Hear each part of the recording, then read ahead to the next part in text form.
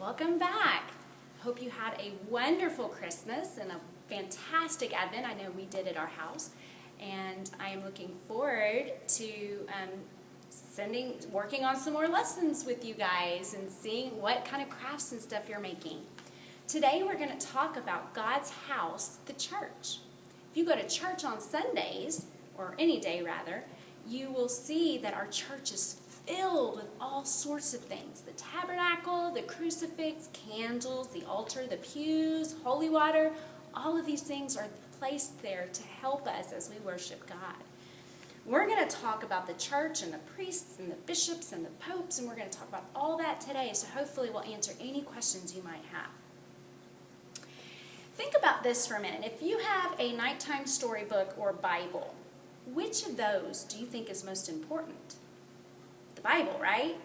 What about if you had a necklace, a very pretty necklace, or a rosary, which is more important? The rosary, right? Okay, because it helps us, these things help us pray and they help us learn more about God. So, because they are special, let me ask you this next question. Do we treat special things better or worse than the less special things? We treat our special things we treat our special things better, don't we? Okay, and it's the same thing at church, okay? I want you to imagine one of your good friends at school. It could be, I don't know, from school or your neighborhood or on the bus, right? Think of one of your good friends. If you were to go over to their house, would you treat their toys nicely when you play with them? And you would make sure you're not walking on the tables or anything like that, right? You wouldn't yell in the house. You treat their things in their house with respect, all right? It's the same thing when we go to church, okay? We make sure that we're not tearing up the books as we use them. We make sure we're not running up and down the pews and being real loud.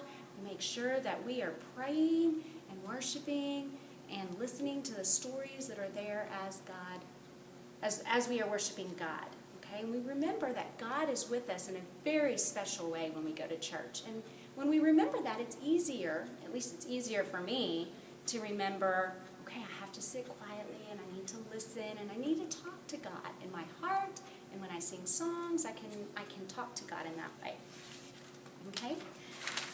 Later, you will get to see a video of different things in our church here at Holy Family. So I want you to look for that, and I want you to make sure you pay attention to all the things, and when you go to church, I want you to see if you can find these things as they're pointed out in the video, okay? When Jesus lived on earth, he had 12 special followers that he picked, and they're called the apostles, okay? And they helped him teach. He told them he wanted them to go out and spread his message to all the ends of the earth, and that's what they did.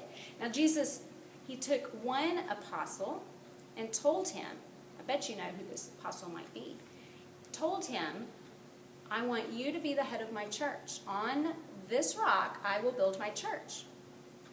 He was talking to Peter. So Peter, when he told Peter that, Peter became the first pope.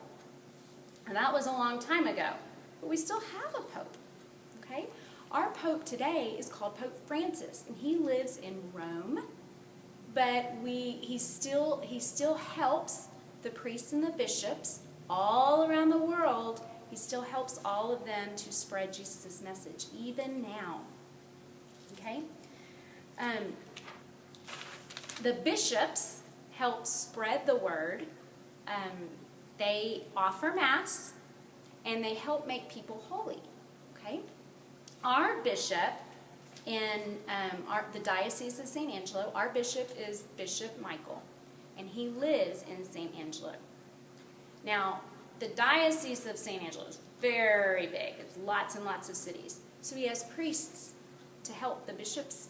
The bishops have the priests to help offer Mass and celebrate weddings and baptize and offer first communions and reconciliation. The priests help the bishops with that.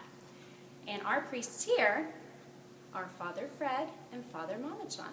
And if you come to church on Sundays or during the week, you will see one of them offering Mass. Okay? Now, our church is named Holy Family Church. And it's named for that because the Holy Family is a very special family. Do you know who the Holy Family is? Do you know who makes up the Holy Family? We just finished talking about him.